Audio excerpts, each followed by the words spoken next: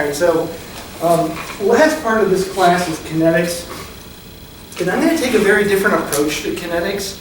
I'm going to show you how to set it up, but the thing is, like a lot of this class, I know you've heard me say this a zillion times, this class was developed in like 1950s, early 50s, when all of this, I've not shown you anything that wasn't known after 1935, roughly. Well, maybe last lecture, I hope that was fun. But for the most part, you were seeing things that were known by 1935. And they're fundamentals, so I mean, I can't not show you this stuff because human society is built on that. Regardless, kinetics is often its own class. It's often a graduate level class. And what you do is you solve all the bloody mathematics. What it comes down to, kinetics, is coupled differential equations. And I'm going to show you how to set all that up, and that's basically what I'm going to put on the test is the setup.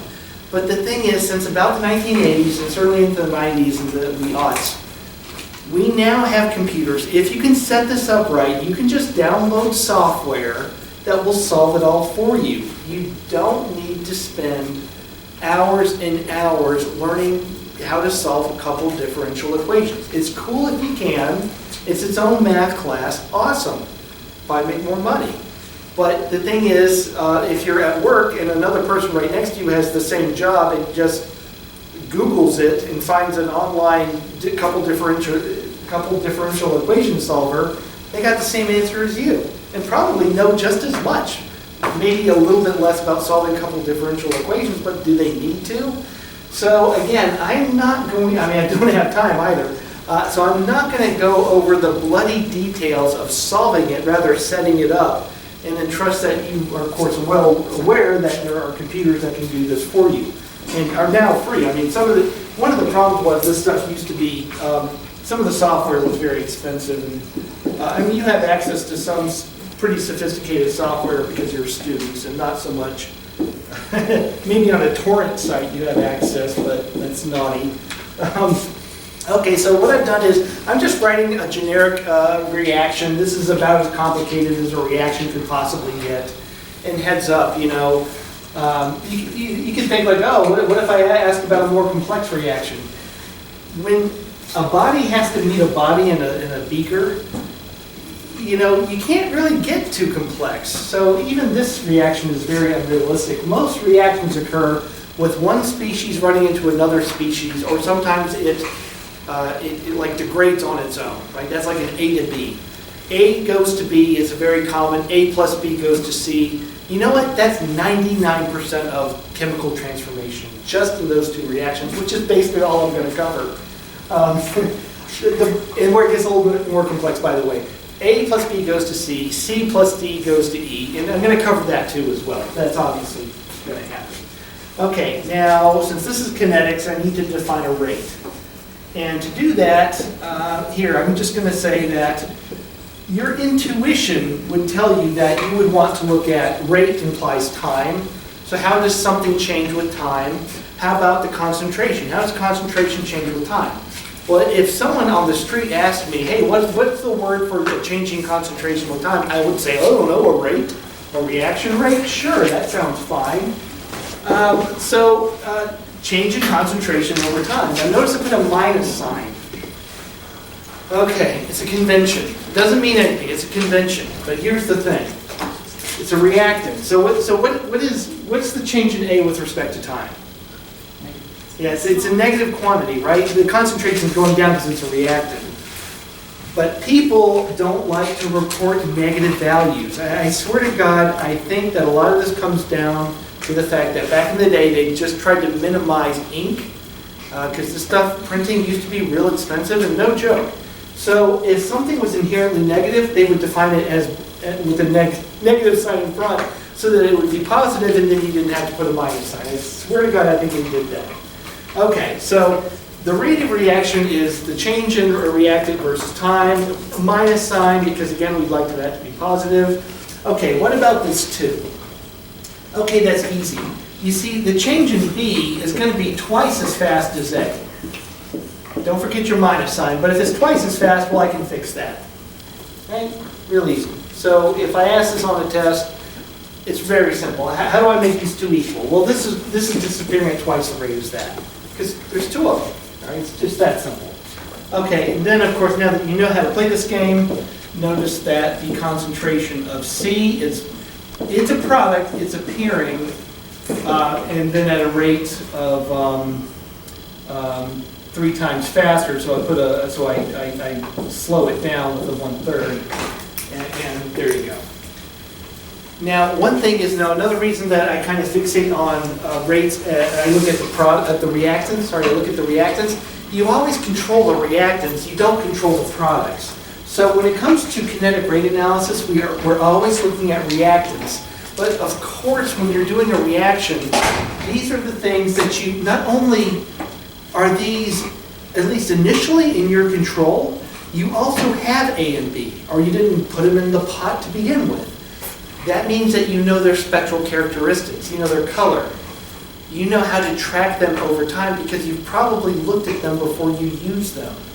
These guys, maybe you don't even know what they are, so you're not sure how to monitor a reaction progress with products. You may not have products, but these guys you know. So we fixate on rate analysis using reactants. And the reason that's obvious, but the reason I'm harking on that is don't ever forget those minus signs. It doesn't need to be there, it's a convention, but that's how it is, so we have to stick with that. Okay, now, here's the thing. So this is, so we give this a little, and that is the rate. Okay, convention, it's a mu, V, whatever. I'll call it a mu, I'll call it a V. And there you go. So now you can solve it, right? Yeah? I could have drawn a cat or a goat and it would have been meaningful. Right? What do you do with this? Now let me show another problem. Okay, rate versus time. Do you think that this, God, this sucks. This is hard for me to even spit it out of my mouth. And I have to ask you, even though the answer is obvious, who thinks that this is time dependent? The change in time is time dependent. What do you think?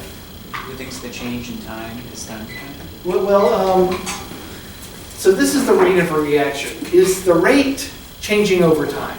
Now think initially, when I shovel a bunch of reactants into a reactor. Now hold on, I shovel reactants into a reactor. Is it going quickly, and this is a reaction that goes. Let's just say that we know the reaction goes, because we're not that stupid. Is it going quickly or slowly, initially? Initially slowly. Well, we don't know, right? We have to, let me just tell you that this particular reaction goes quickly.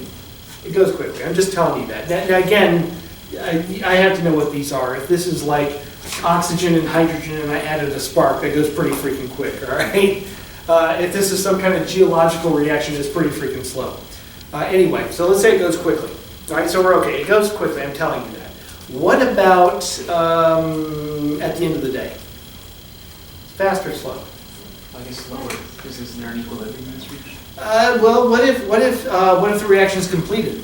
What's the rate then? Zero. Right. Okay. So now again, imagine if I ask this on a test. How can you and you've banged your head into the wall, so you've forgotten everything. That's what, I don't know what you people do at home, but me and the cats. Anyway, so I asked that question, and now you have to logically walk your way through it. At the beginning, let's call it fast, because why the hell are we doing this reaction if it doesn't go? But it has to change over time, because at some point it has to stop, and then the rate of something that stopped is inherently zero. Ergo, this is time dependent. Okay, so in other words, we got ourselves a hell of a biz knocker. For one, I have an equation that needs, all equations have to have a left and right side to be solvable. This change in time is itself time dependent. Uh-oh, got a differential equation, that's what that means. And I got it equal to a symbol, which is meaningless. So I got all kinds of problems. Okay, here's the resolution. And again, let me make this make sense. About a third of the class is here today because they're lazy. No, it's Christmas, by the way. Today is Christmas. Now, we all know that some of you cheated on the test. How many? Raise your hand if you cheated on the test. Let me get my Let me get my camera out. Okay, no one raised their hand. No one cheated. Okay, that's fine. If the whole class was here and was honest, the whole class, which would be 5 times more people, would someone raise their hand? No. If they were honest? Yes, that's the key. If they were honest, I know we're in fantasy land. If they were honest, would I get a couple? Get a couple. I get a couple. Okay, now what if this was freshman chemistry, there's 1,000? You know there is a university, I won't say what because this is on the web, but I know there's a university that has nearly 10,000 people. Swear to God, they teach freshman chemistry in a stadium. Yes, that is incredibly dumb, but they actually do that. How many hands raised, how many hand raises would I get? At least a third. A lot, right, yeah, but freshman especially is a third. Okay, in other words, the more people present, the more likely I'm going to get a response, right? Okay, so here's the point. Here's how rates work. The odds that something happens is going to be dependent on that the actor is present. So again, A is the actor, A is the thing that's doing a reaction. The higher the probability of something happening, it's proportional to the presence of the thing doing the action. Right? Does that make sense? The more people cheating depends on there being more people present to begin with. And if there's less people, there's less likely for anything to be happening. Huh? Kind of makes sense, right? So it's proportional to the concentration. And now I can solve this sucker, right? So this would be called, so therefore, let me just solve this, because at this point it's very trivial. Okay, you know what, look at this. I got a slight problem. What are the units of the rate? Let's look at this guy right here. Units? Concentration per second, so I guess moles. Moles per time. All right, and this is what? Moles. So I got a problem, right? Mm-hmm. Need a translation factor. So this is called the rate constant. For one, it can scale it up or down, and it also gives it the right units. So in this case, it'd be seconds to the -1. So I need a translation factor. That's a rate constant. So now I've got this, KT, T is time. You can make these T's look the same. There we go. And now at this point, you should know that what I'm doing is I'm integrating the change in concentration of A over here, and then I'm integrating, I'm going to bring the minus sign over here. And now you've seen me do this a ton of times. I've split the partial in two, and now I'm integrating. Now I need to make the limits match each other. Now remember, we did this a zillion times last semester. Probably I'm going to have my initial time being 0. Now here's a trick. Don't let this blow your head off. This can get really confusing, but we often say the upper limit is T. If people are being nicer, they call it big T. But I'm going to give you the maximum confusing way I've seen this done. These T's are the same as this. Is that right? Are these all the same T? Oh, no, because that's supposed to represent a... Right. These are not the same T. But we like to use the same letter for time, like a lowercase t. So people will give this the same symbol, but it's not the same. Just be careful of that. Again, when people are being nice about this, they'll call it capital T, like the final time. So that's a bit more sensible, but you don't often see it that way. Okay, now remember, you make the limits match. So initially, now remember that we like to do these analyses with respect to reagents because we're in control of reagents. And I am perfectly capable of throwing in so many cats into the reactor so I know what the initial number of cats is. Oh, God, I shouldn't use cats as reactors. But anyway, so I know that at time 0, I threw in a certain amount of reactants. I was in control of that. So these match. And I just do that with this little underscore. And then, of course, the BSE way. Wait, what did I'm missing this. Anyway, I just call that. So where am I missing my other concentration of A? So remember, this was K concentration of A. There it is. Sorry about that. Okay, since I'm not using the board super well, I'll just continue this way. This is not a good way to do this. Okay, what's the integral of 1 over x? Natural log, natural log. Yeah, natural log, right. Natural log. And let me just, you know, it would normally, you would say natural log of a of t over minus natural log of a0. So remember that this is natural log, so you'd have natural log of a of t minus natural log of a naught, and that turns into this. And this guy, what about on that side?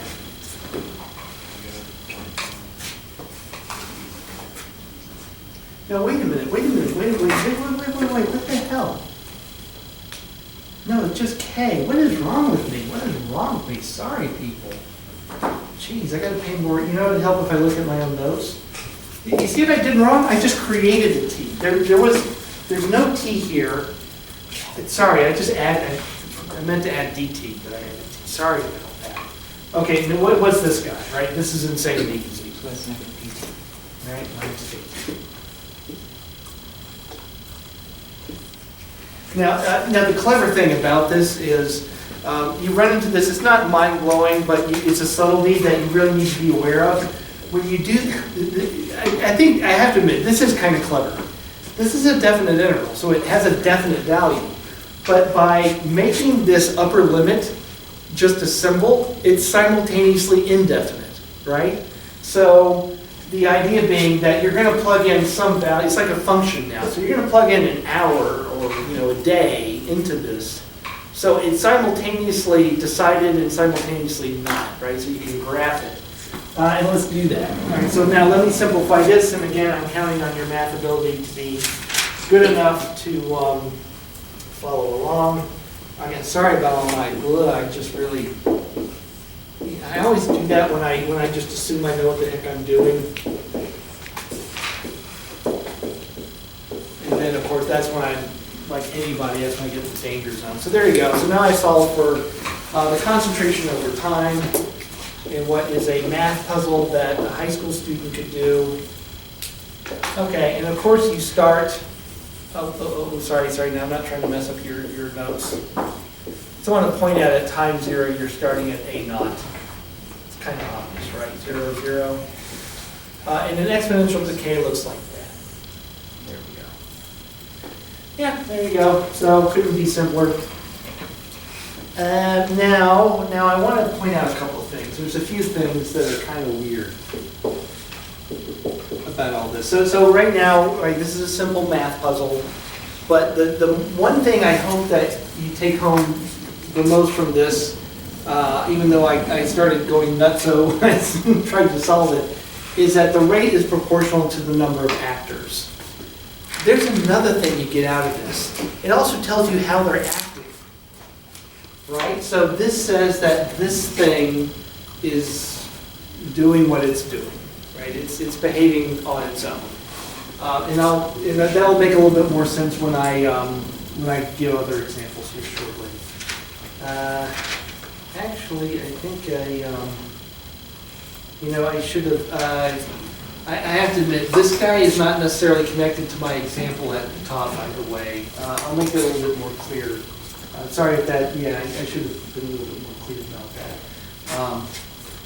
So I just want to point out, so what I'm going to show you in a second is that this is what we call a rate law. You can derive rate laws from the reaction as long as the reaction is indicative of the actual mechanism of reaction. So let me just point out that this is not necessarily true of that. I was just working a simple example. Anyway, before I get to that, I'm going to explain that more in a second. I just want to point out there's something else that's kind of weird. Technically, if you wanted, depending on the numbers you plugged in, or if you want to think of this as like a single molecule, let's say this is a single molecule. People now can measure the rates of reactions for single molecules using all kinds of crazy spectroscopic techniques and whatnot, which is, things like scanning, tunneling microscopy, and we now have fluorescent microscopy that can see single molecules. That's because we have detectors, photodetectors, that are oddly not as expensive as you may think, but they can detect single photons. So we can look at these types of reactions for single molecules. The problem is the mathematics allow for a half of a molecule to react. At some point, if you're, again, imagine you're doing single molecule studies, and you have this equation to describe this reaction, your equation implies that half a molecule has reacted, which, no, it has not. That does not make sense. So the weird part are fractional molecules. Okay, so if you're thinking like, well, now I'm going to give you an explanation why that's not true, I'm not. It's actually wrong. You can't really apply these types of analyses to single molecules. It's just wrong.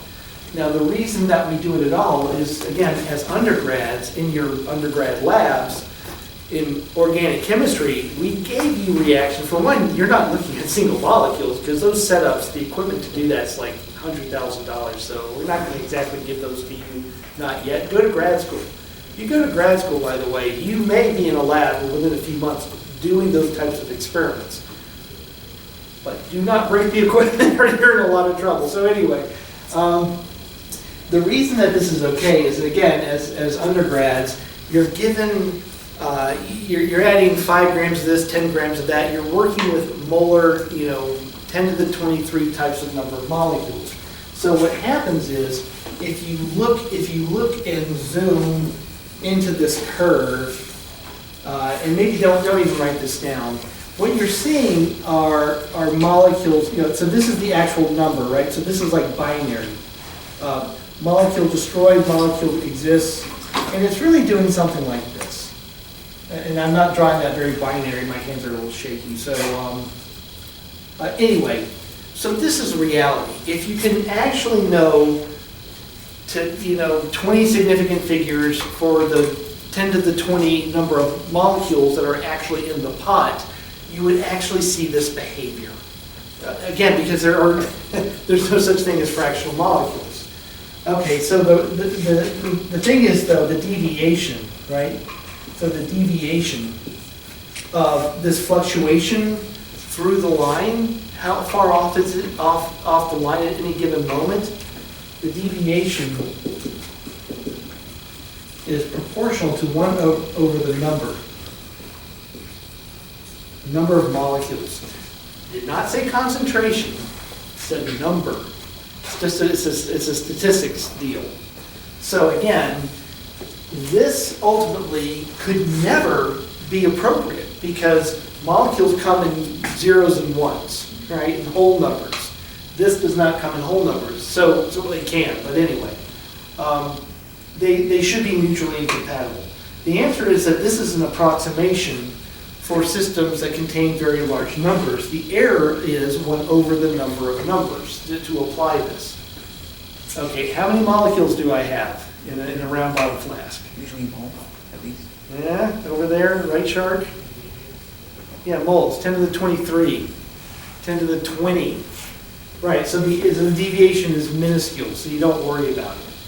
But it's just the reason I'm bringing it up is that people are now doing single molecule studies and they're having to relearn all their kinetic analyses because they don't work anymore. So anyway, I just thought that was kind of neat. Let's see, what else I want to tell you. There's one thing that you will often run into the literature, which is a half-life. And I want to point out that this is called a first order reaction. And that's because first order reaction, that's because the rate law, this is called the rate law. So a rate law is when I say the rate is equal to some expression. And we just went over why this is what it is. Now it's first order because I have concentration of A to the first power. It's literally that simple. If it was to the second power, it would be a second order. Now I'll explain second order in just literally a minute. But anyway, so this was a first order rate. First order reaction that has a first order rate law. And again, that's because I solved all of this with concentration to the first power. Now, the half-life of a reaction that is first order is unbelievable. This is like childlike. Often I put this on the test because you're just racking up points. Okay, so the half-life is when half the reaction is going. ln half. And that's still equal to minus k, but it doesn't occur at any. The thing to be wary of is that this is like a most probable question. It's very similar. I can't say that this occurs at any time, any particular time, other than the half time. So notice that. By saying that the concentrations have reached a particular value, I can't just say T is T. It's a very specific time. And that time, that half-life time, is just K, why do I have a minus sign? Oh, yeah, so it's natural log of a half is negative, right? I forget that. So anyway, you should know enough about natural logs to know that this is the case. Minus, natural log of a half is a negative number, so that's why the minus sign is cool. Gets wiped out. So I just, I got rid of the minus sign and I said minus ln of half is ln2. So anyway, you run into this a lot. You often see half-lives of, not the game, but of a reaction. You often hear it applied to nuclear reactions as well, which is a good segue into, hopefully this is blindingly simple. And again, I'm kind of smarting because I kind of thought you may have taken all of this analysis in the context of this reaction. I did not mean to do so. That was a bit of a mistake. So let me explain a little bit. I just have to be a little bit more careful, apparently, in multiple levels. Okay, for kinetics, first order, I said the rate was the rate constant times the concentration of the actor to the first power. We talked about why that was, and yada, yada, yada. What do I want to say about that? This is for a reaction like this. A goes to B. So this would be an isomerization. The most common type of reaction, kind of considered chemical, although I think this is weird. Oh, Caleb's not here. Nuclear. Right, so isomerization, and of course nuclear. Nuclear decay. A just goes to B. Isomerization is kind of a stupid reaction, but I guess it does count. So, okay. Now, and again, there's a couple things about this. This not only is the world's simplest but legit reaction scheme. You know, this is a written chemical reaction, but it's also a mechanism.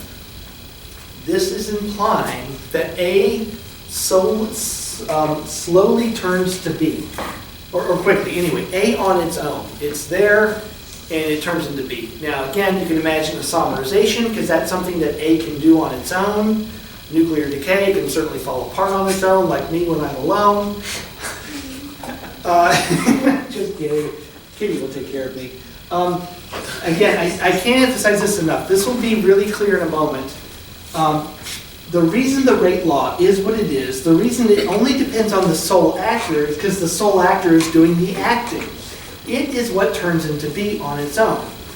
Now, that is in contrast, now hopefully this will make more sense so I can stop blabbering, versus a second order.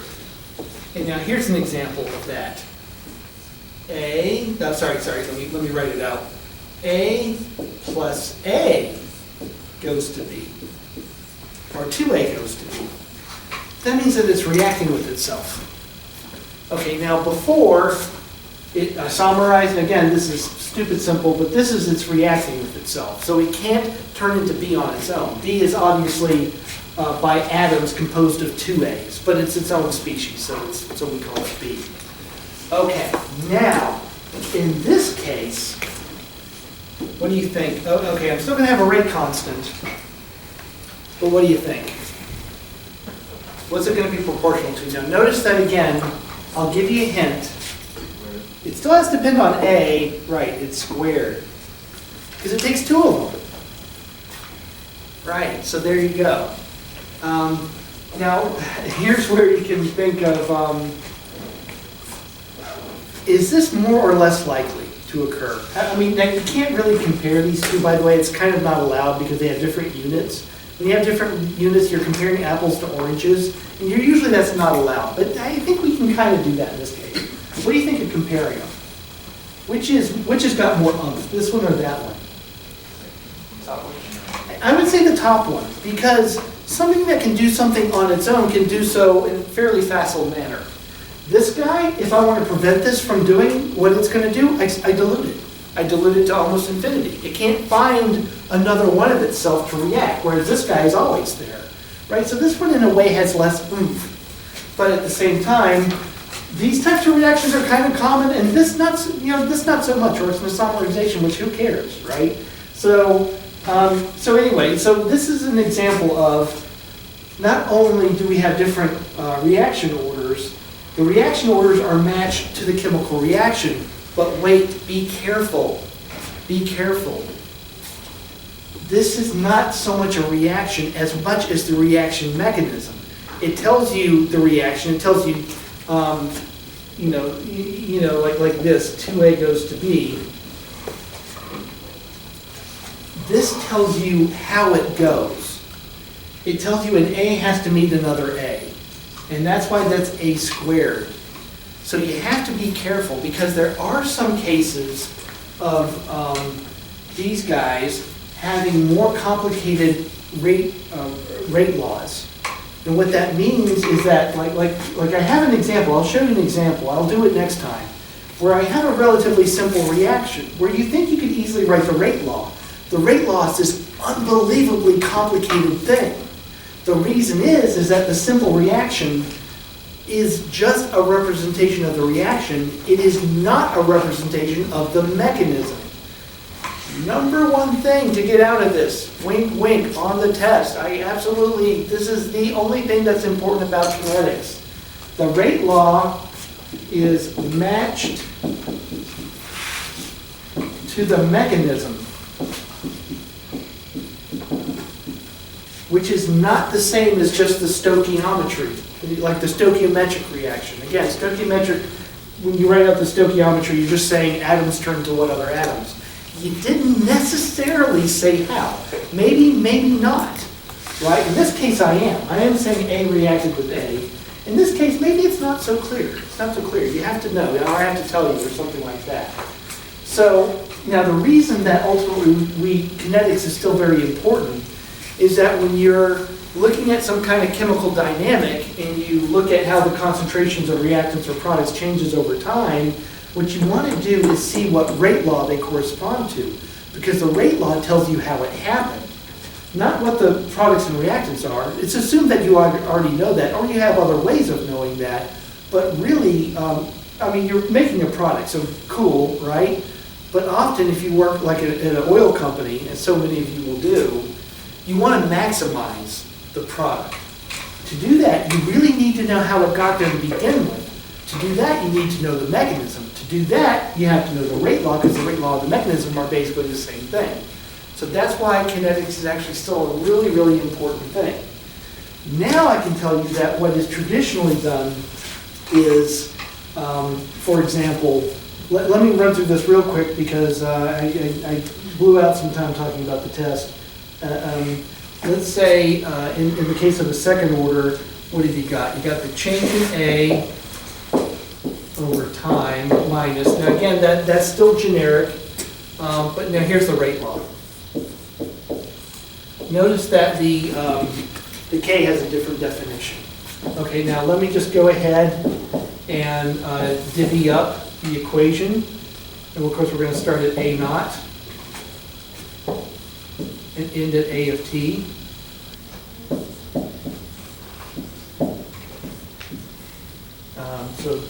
Sorry, I know that came out kind of ugly. Okay, so I'm just doing what I did last time. It's just that now I've got a 1 over 1 over a squared, right? Hold on, let me write this nicer, sorry, this is hideous. Sorry, I'll just hold, if you don't mind, just let me hold you just 1 minute late. And then on the other side, I still got the same jazz. It's, okay, I got the minus sign over there, dt. 0 to t. Okay. And then, now, all right, what's the integral of 1 over x squared? Yeah, right, Shark? 3 times. Yeah, 1 over x squared, what's the integral? Yeah, minus 1 over x, and that, notice I left the minus sign on the right. So what you get is,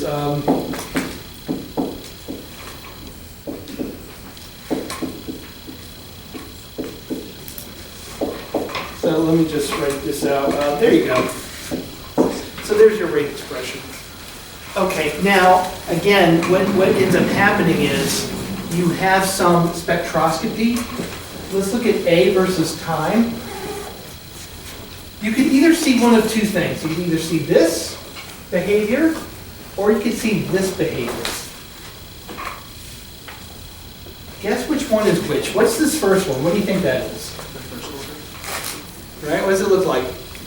Exponential decay, right? I'm actually kind of good with that. I compliment myself. That's a first order reaction because it's a pure exponential. So again, if you are in some kind of reactor system and you need to know what the heck is going on, and you want to know the mechanism so that you can manipulate the mechanism to give you more products, and you see this behavior, A is just turning to B on its own. But if you see this behavior, this is second order. Second order. And that's, again, you just have to graph that. Actually, you know, if I manipulate it, I can show you that a little bit better. If you multiply that by, anyway, just do some algebra. I can actually show you that it's this.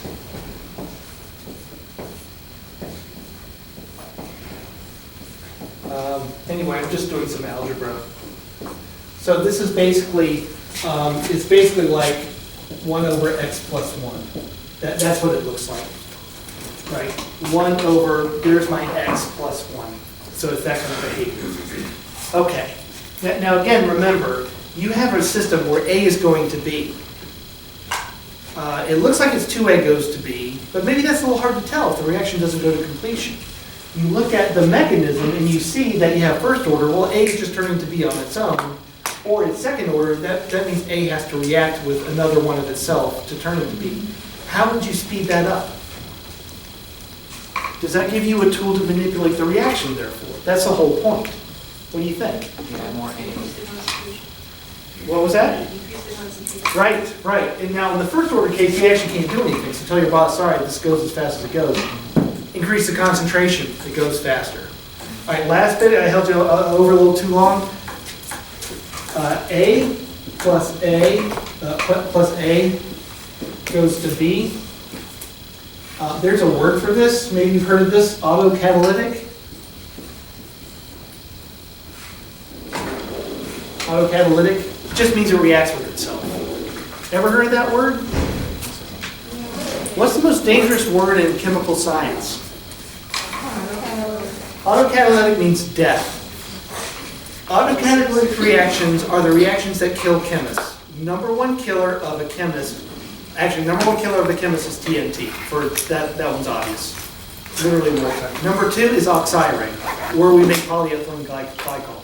It reacts with itself. If it reacts with itself, it can't be stopped. It just blows up. And you're either dead or alive. And that will happen within a second. Autocatalytic is the scariest thing alive. So it's important because you can learn kinetics from it, but we try to never do autocatalytic reactions because they're almost impossible to control. A reaction out of control. Anyway, sorry I'm so late. I hope you